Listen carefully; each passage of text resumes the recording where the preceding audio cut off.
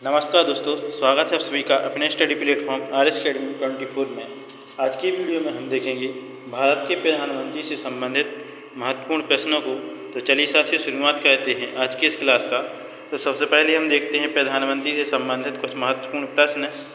तो जैसे कि आप देख रहे हैं, राष्ट्रपति को सहायता व सलाह देने के लिए एक मंत्री परिषद होगा जिसका प्रधानमंत्री होगा। यह बात अनुच्छेद 74(1) में दी गई है कि राष्ट्रपति को सहायता व सलाह देने का कार्य प्रधानमंत्री करेगा। तो यह बात अनुच्छेद 74(1) में दी गई है। जो केंद्र का मंत्री परिषद होगा उसकी संरचना 3 प्रकार से होगी। इसमें जो सबसे पहले होंगे कैबिनेट मंत्री, फिर राज्य मंत्री, इसके बाद उप मंत्री। इसके बाद जो राज्य मंत्री होते हैं वो भी 2 प्रकार के होते हैं। जैसा कि आप देख रहे हैं कि जो राज्य मंत्री हैं वो कैबिनेट मंत्री का सहायक होता है और राज्य मंत्री एक स्वतंत्र प्रभार होते हैं। केंद्रीय मंत्री परिषद में सम्मिलित हैं कैबिनेट मंत्री, राज्य मंत्री तथा उप मंत्री। तो केंद्रीय मंत्री परिषद में भी 3 प्रकार के मंत्री होते हैं: कैबिनेट मंत्री, राज्य मंत्री और उप मंत्री। कैबिनेट में कौन सम्मिलित होते हैं? केवल कैबिनेट के मंत्री। तो जब भी कैबिनेट बैठक होती है तो उसमें कैबिनेट के मंत्री ही शामिल होते हैं। अगला है, प्रधानमंत्री की नियुक्ति राष्ट्रपति करेगा और अन्य मंत्रियों की नियुक्ति राष्ट्रपति प्रधानमंत्री की सलाह पर करेगा। यह बात भी अनुच्छेद 75(1) के तहत देखने को मिलती है कि प्रधानमंत्री की नियुक्ति तो राष्ट्रपति कर सकता है, लेकिन अन्य मंत्रियों की नियुक्ति राष्ट्रपति तो करेगा लेकिन प्रधानमंत्री की सलाह पर ही करेगा। इसके बाद सभी केंद्रीय मंत्री अपना पद राष्ट्रपति के प्रसाद पर्यंत धारण करेंगे। इसका प्रावधान किस अनुच्छेद में किया गया है? तो अनुच्छेद 75(2) के अंतर्गत यह बात बताई गई है कि केंद्रीय मंत्री अपना जो पद होगा वो राष्ट्रपति के प्रसाद पर्यंत ही रहेगा। अगला प्रश्न है, मंत्री परिषद सामूहिक रूप से लोकसभा के प्रति उत्तरदायी है। अनुच्छेद 75(2) में ये बात बताई गई है कि जो मंत्री परिषद है वो सामूहिक रूप से लोकसभा के प्रति उत्तरदायी होता है। इसके बाद मंत्रियों की वेतन और भत्ते निर्धारित किए जाते हैं किसके द्वारा? सांसद द्वारा। सांसद द्वारा 75(6) में ये बात बताई गई है। अगली स्लाइड है,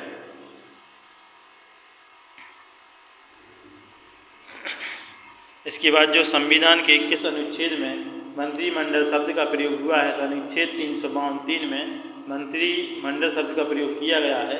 मंत्रिमंडल में कौन कौन शामिल होते हैं? तो प्रधानमंत्री सहित कैबिनेट मंत्री मंत्रिमंडल में शामिल होते हैं। संविधान के किस अनुच्छेद में प्रावधान मिलता है कि प्रधानमंत्री राष्ट्रपति को ऐसी सूचना देगा जो संघीय प्रशासन व विधान के बारे में उसके द्वारा मांगी जाए? तो अनुच्छेद 78 में यह बात बताई गई है। इसके बाद सामूहिक उत्तरदायित्व के बारे में किसने कहा है कि मंत्रिपरिषद के सदस्य एक साथ तैरते हैं और एक ही साथ डूबते हैं? तो यह बात किसने कही है? लॉर्ड मार्लेली ने। तो लॉर्ड मार्लेली ने कही है कि मंत्रिपरिषद के एक साथ सदस्य तैरते हैं और एक ही साथ डूबते हैं। अगला प्रश्न है, मंत्रिमंडल शब्द का प्रयोग किस संविधान संशोधन में किया गया था जिसमें कहा गया है कि राष्ट्रपति राष्ट्रीय आपात की घोषणा मंत्रिमंडल की लिखित सिफारिश पर ही करेगा? तो 44वें संविधान संशोधन अधिनियम 1978 द्वारा। इसके बाद मंत्रियों की शपथ के प्रारूप का उल्लेख कहाँ मिलता है? तो अनुसूची 3 में मंत्रियों की शपथ का उल्लेख मिलता है। मंत्री परिषद में प्रधानमंत्री सहित सदस्यों की कुल संख्या लोकसभा की कुल सदस्य संख्या का 15% से अधिक नहीं होगी। तो यह बात बताई गई है 91वां संविधान संशोधन 2003 द्वारा कि मंत्री परिषद में प्रधानमंत्री सहित सदस्यों की संख्या कितनी होगी? कुल सदस्य संख्या का 15%। यानी जैसे कि 100 सदस्य हैं टोटल, तो इसमें से 15 सदस्य मंत्रिमंडल में शामिल होंगे। इसके बाद किस अनुच्छेद के अंतर्गत प्रधानमंत्री सहित प्रत्येक मंत्री को पद ग्रहण करने से पूर्व राष्ट्रपति के सामने पद और गोपनीयता की शपथ लेनी होती है? तो अनुच्छेद 75(4) के अंतर्गत प्रधानमंत्री और उसके जो मंत्री रहते हैं प्रत्येक मंत्री, तो उसको राष्ट्रपति के सामने पद और गोपनीयता की शपथ लेनी होती है। मंत्री परिषद का सदस्य बनने के लिए व्यक्ति का संसद के किसी सदन का सदस्य बनना आवश्यक है। यदि ऐसा नहीं हो तो उसे पद ग्रहण से 6 महीने के अंदर संसद सदस्य बनना अनिवार्य है, अन्यथा पद छोड़ना पड़ेगा। यह बात भी अनुच्छेद 75(5) में दी गई है कि जैसे किसी को मंत्री बना दिया गया है और वह संसद सदस्य नहीं है किसी भी सदन का, तो उसे क्या करना पड़ता है कि 6 महीने के अंदर या तो वो संसद का सदस्य बन जाए या फिर अपना पद छोड़ देगा। यह बात अनुच्छेद 75(5) में बताई गई है। इसके बाद मंत्री कितने प्रकार के होते हैं, तो मंत्री 3 प्रकार के होते हैं, कैबिनेट मंत्री, राज्य मंत्री और उप मंत्री। इसके बाद संसद के किस सदन द्वारा मंत्रिपरिषद के विरुद्ध अविश्वास प्रस्ताव पारित किया जा सकता है जिसके कारण उसे त्यागपत्र देना पड़ता है, तो लोकसभा द्वारा। मंत्रिपरिषद का अध्यक्ष या नेता होता है प्रधानमंत्री। मंत्रिपरिषद किसके प्रति उत्तरदायी होता है, तो लोकसभा के प्रति।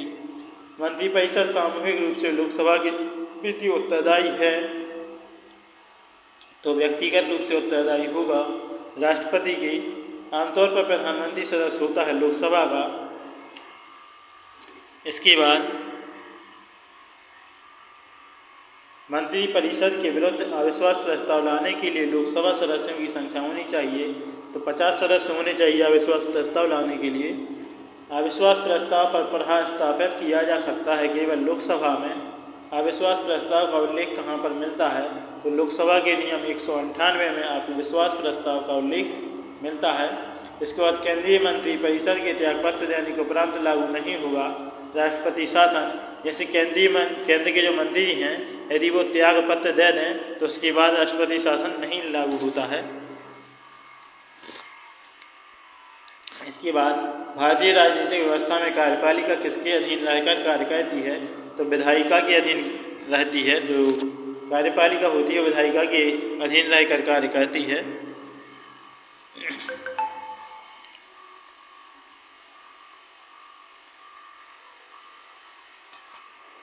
इसके बाद विभिन्न मंत्रालयों को वित्तीय संसाधनों का आवंटन किया जाता है, तो वित्त मंत्रालय द्वारा विभिन्न मंत्रालयों को वित्तीय संसाधन उपलब्ध कराया जाता है। इसके बाद मंत्रालयों के बीच समन्वय कौन स्थापित करता है, तो मंत्रालयों के बीच समन्वय कैबिनेट सचिवालय स्थापित करता है। केंद्रीय कैबिनेट सचिवालय किसके निर्देशाधीन कार्य करता है, तो जो केंद्रीय कैबिनेट सचिवालय होता है वो प्रधानमंत्री के निर्देश पर काम करता है। कैबिनेट सचिव किसका अध्यक्ष होता है, तो सिविल सर्विसेज बोर्ड का। राष्ट्रपति को लोकसभा के विघटित करने की सिफारिश करता है, तो राष्ट्रपति को लोकसभा के विघटित करने की सिफारिश कौन करता है, तो यह कार्य प्रधानमंत्री का होता है कि वो लोकसभा को विघटित कर सकता है। राष्ट्रपति एवं मंत्रिपरिषद के बीच संवाद की मुख्य कड़ी है, तो प्रधानमंत्री। किसी मंत्री को त्यागपत्र देने अथवा राष्ट्रपति को उसे बर्खास्त करने की सलाह कौन दे सकता है, तो यह कार्य प्रधानमंत्री का होता है कि किसी मंत्री को यदि त्यागपत्र देना है या राष्ट्रपति को उसे बर्खास्त करने की सलाह देना है, तो यह कार्य किसका होता है, प्रधानमंत्री का होता है। प्रधानमंत्री की मृत्यु अथवा त्यागपत्र से विघटित हो जाती है मंत्रिपरिषद। जैसे प्रधानमंत्री की मृत्यु हो जाती है या त्यागपत्र दे देते हैं इस्तीफा, तो जो मंत्रिपरिषद होती है वो भी विघटित हो जाती है। इसके बाद राष्ट्रपति उसी व्यक्ति को प्रधानमंत्री नियुक्त करता है जो लोकसभा में बहुमत प्राप्त दल का नेता। तो जिसे लोकसभा में जैसे बहुमत प्राप्त होता है उसी दल के नेता को राष्ट्रपति प्रधानमंत्री बनाता है। किन परिस्थितियों में राष्ट्रपति प्रधानमंत्री की नियुक्ति स्वयं के विवेक से कर सकता है, जब लोकसभा में किसी भी दल को स्पष्ट बहुमत ना मिला हो, जब बहुमत वाले दल का कोई निश्चित नेता ना हो, या फिर प्रधानमंत्री की अचानक मृत्यु हो जाए और उसका कोई उत्तराधिकारी ना हो, तो इस स्थिति में राष्ट्रपति अपने विवेक के आधार पर प्रधानमंत्री की नियुक्ति कर सकता है।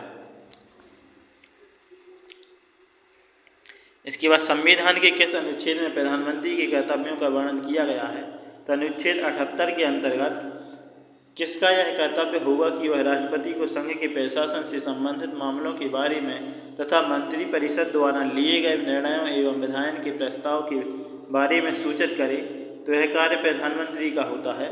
इसके बाद प्रत्येक मंत्री और भारत के महान्यायवादी को सदन में बोलने का, संयुक्त बैठक व समिति में भाग लेने का अधिकार होगा, तो यह अनुच्छेद 88 के अंतर्गत। इसके बाद मंत्रिपरिषद केवल उस समय तक अपने पद पर रह सकती है जब तक उसे विश्वास प्राप्त हो लोकसभा का। यदि लोकसभा सरकार के बजट को अस्वीकार कर दे या राष्ट्रपति के अभिभाषण को अस्वीकार कर दे तो क्या हुआ? मंत्रिपरिषद को त्यागपत्र देना होगा। यदि लोकसभा सरकार के बजट को अस्वीकार कर देती है तो मंत्रिपरिषद को अपना त्यागपत्र देना होता है। मंत्रियों द्वारा राष्ट्रपति को दी गई सलाह की जांच न्यायालय द्वारा की जा सकती है तो नहीं। तो मंत्री द्वारा यदि राष्ट्रपति को कोई सलाह दी जाती है तो इसकी जांच न्यायालय द्वारा नहीं की जा सकती है। अब तक किस प्रधानमंत्री का सबसे लंबा कार्यकाल रहा है? तो यह जवाहरलाल नेहरू का है, जिनका 1947 से लेकर 1974 तक जो पहले पीएम थे इंडिया के, तो इनका कार्यकाल देखें तो कुल मिलाकर 14 और 3 17 साल ये प्रधानमंत्री बने हैं। इसके बाद मंत्रिमंडल में मंत्रियों के चयन हेतु स्वविवेक का पूर्णतः प्रयोग किया जाता है प्रधानमंत्री द्वारा। तो मंत्रिमंडल में मंत्रियों का चयन प्रधानमंत्री के स्वविवेक से ही किया जाता है। भारत का प्रधानमंत्री किसके प्रति जवाबदेह है? तो लोकसभा के प्रति भारत का प्रधानमंत्री है वो जवाबदेह होता है। इसके बाद कुछ और इम्पोर्टेंट प्रश्न हैं, जैसा कि आप देख रहे हैं कि देश की प्रथम महिला प्रधानमंत्री इंदिरा गांधी सदस्य थी, तो राज्यसभा की सदस्य थी ये। तो जो देश की पहली प्रधानमंत्री बनी थी इंदिरा गांधी जी, वो लोकसभा की सदस्य ना होकर राज्यसभा की सदस्य थी। इसके बाद भारत के प्रथम गैर कांग्रेसी प्रधानमंत्री कौन थे?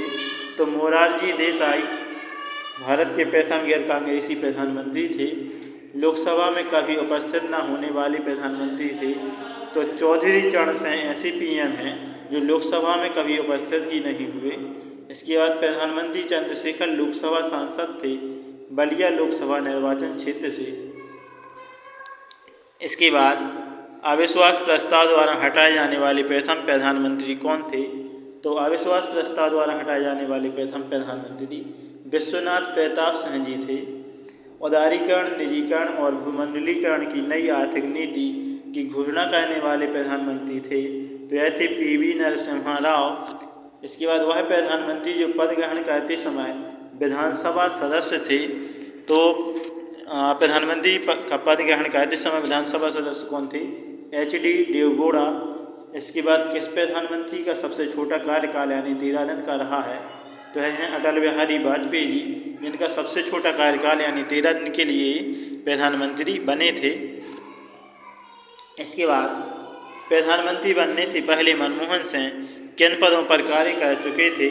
तो मनमोहन सिंह जी प्रधानमंत्री बनने के पहले भारत के वित्त मंत्री, एवं आयोग के उपाध्यक्ष, रिजर्व बैंक के गवर्नर, अंतर्राष्ट्रीय मुद्रा कोष के प्रतिनिधि, तो इन सभी पदों पर जो मनमोहन सिंह जी हैं वह रह चुके हैं प्रधानमंत्री बनने से पहले ही। इसके बाद राष्ट्रीय सुरक्षा समिति का प्रधान कौन होता है? तो प्रधानमंत्री राष्ट्रीय सुरक्षा समिति का प्रधान होता है। इसके बाद council of scientific and industrial research का अध्यक्ष कौन होता है? तो वह भी प्रधानमंत्री होते हैं। इसके बाद स्वतंत्र भारत में प्रथम बार संसदीय सचिव का पद किस वर्ष सृजित किया गया था? तो स्वतंत्र भारत में पहली बार संसदीय सचिव का पद कब बना है? तो यह बना है 1951 में। इसके बाद संघीय मंत्रिमंडल का पुनर्गठन किसकी रिपोर्ट पर आधारित था? तो जो संघीय मंत्रिमंडल है इसका पुनर्गठन किसकी रिपोर्ट पर आधारित है? तो गोपाल स्वामी आयंगर की रिपोर्ट पर। इसके बाद स्वतंत्र भारत के प्रथम वित्त मंत्री कौन थे? तो RK षणमुखम चेट्टी ये भारत के पहले वित्त मंत्री हैं। वह नेता जो नेहरू की कैबिनेट में पहले गृह मंत्री तथा बाद में रक्षा मंत्री भी थे, तो वह हैं कैलाशनाथ काटजू जो पहले गृह मंत्री रहे हैं, इसके बाद रक्षा मंत्री भी रहे। अगला प्रश्न है, स्वतंत्रता के पश्चात भारत के प्रथम कानून मंत्री कौन थे? तो डॉक्टर BR अम्बेडकर स्वतंत्रता के पश्चात पहले कानून मंत्री बनाए गए थे। भारत के ऐसे प्रधानमंत्री जिनकी मृत्यु देश से बाहर हुई थी, तो लाल बहादुर शास्त्री ऐसे PM हैं जिनकी मृत्यु देश से बाहर हुई है। उप प्रधानमंत्री पद है गैर संवैधानिक। कैबिनेट समितियों का गठन जो कि गैर संवैधानिक है किया जाता है तो प्रधानमंत्री जी के द्वारा। वह कौन थे जो प्रधानमंत्री बनने से पूर्व राज्यों के मुख्यमंत्री पद पर आसीन रह चुके थे? तो मोरारजी देसाई, चौधरी चरण सिंह, PV सिंह, नरसिम्हा राव, HD देवगौड़ा और नरेंद्र मोदी ये सभी प्रधानमंत्री बनने से पहले किसी भी राज्य के सीएम बन चुके हैं। इसके बाद अगले प्रश्न है कुछ इम्पोर्टेंट, उनको भी देख लेते हैं। तो जैसा कि अब यहाँ पे प्रधानमंत्रियों की सूची दी गई है कि कौन सा प्रधानमंत्री कौन से समय में पीएम बना है। तो सबसे पहले नाम आता है पंडित जवाहरलाल नेहरू का। यह 15 अगस्त 1947 से 27 मई 1964 यानी सबसे ज़्यादा लंबे समय यानी 17 साल तक लगभग भारत के प्रधानमंत्री बने हैं। इसके बाद है गुलजारी लाल नंदा, तो यह भी 27 मई 1964 से 9 जून 1964 तक प्रधानमंत्री रहे हैं। इसके बाद लाल बहादुर शास्त्री, तो इनका कार्यकाल 9 जून 1964 से 11 जनवरी 1966 तक। इसके बाद गुलजारी लाल नंदा 11 जनवरी 1966 से 24 जनवरी 1966 तक कार्यवाहक प्रधानमंत्री रहे हैं। इसके बाद आगे देखते हैं जो इंदिरा गांधी जी हैं, यह भी 5वें नंबर की प्रधानमंत्री हैं। यह 24 जनवरी 1966 से 24 मार्च 1977 तक पीएम रही हैं। इसके बाद मोरारजी देसाई, ये 24 मार्च 1977 से 28 मार्च 1979 तक। इसके बाद चौधरी चरण सिंह 28 मार्च 1979 से 14 जनवरी 1980 तक। इसके बाद फिर से इंदिरा गांधी जी पीएम बनी 14 जनवरी 1980 से 31 अक्टूबर 1984 तक। इसके बाद राजीव गांधी प्रधानमंत्री बने 31 अक्टूबर 1984 से 1 दिसंबर 1989 तक। इसके बाद विश्वनाथ प्रताप सिंह, यह 2 दिसंबर 1989 से 10 नवंबर 1990 तक पीएम रहे। इसके बाद चंद्रशेखर, यह 10 नवंबर 1990 से 21 जून 1991 तक भारत के प्रधानमंत्री बने रहे। इसके बाद पीवी नरसिम्हा राव, यह 21 जून 1991 से 16 मई 1996 तक भारत के प्रधानमंत्री रहे हैं।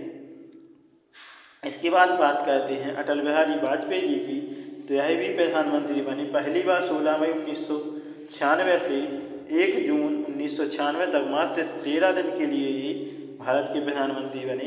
इसके बाद HD देवगौड़ा 1 जून 1996 से 21 अप्रैल 1997 तक, यानी लगभग 10 से 11 माह। इसके बाद इंद्र कुमार गुजराल, तो यह 21 अप्रैल 1997 से 19 मार्च 1998 तक। इसके बाद फिर से अटल बिहारी वाजपेयी पीएम बने 19 मार्च 1998 से 3 अक्टूबर 1999 तक। और इसके बाद फिर से अटल बिहारी वाजपेयी 31 अक्टूबर 1999 से 22 मई 2004 तक। और इसके बाद नाम आता है डॉक्टर मनमोहन सिंह जी का, तो यह भी भारत के प्रधानमंत्री रहे हैं 22 मई 2004 से 26 मई 2014 साल, लगभग 10 साल तक। और इसके बाद बात आती है श्री नरेंद्र दामोदर दास मोदी जी की, तो यह भी 26 मई 2014 से अब तक भारत के पीएम बने हुए हैं। तो चलिए साथियों, ये थे प्रधानमंत्री से संबंधित महत्वपूर्ण प्रश्न और प्रधानमंत्रियों की लिस्ट जो आपने देखी। आई होप आपको ये क्लास अच्छी लगी होगी। तो हमारे चैनल RS Academy 24 को सब्सक्राइब करके बेल आइकन को प्रेस कर लें और वीडियो को लाइक कमेंट शेयर कर दें। इसी के साथ जय हिंद, वंदे मातरम।